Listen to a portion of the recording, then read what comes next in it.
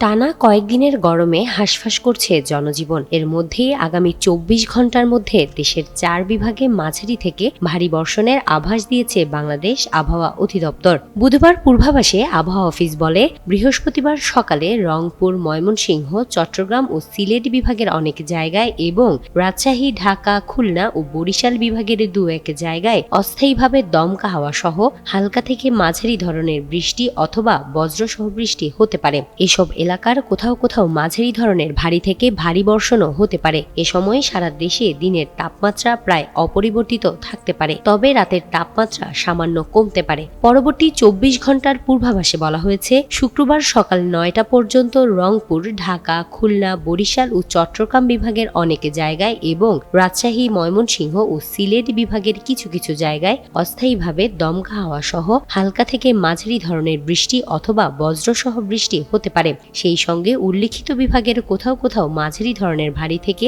ভারী বর্ষণ হতে পারে। এ সময় দিনের তাপমাত্রা সামান্য কমতে পারে এবং রাতের তাপমাত্রা প্রায় অপরিবর্তিত থাকতে পারে।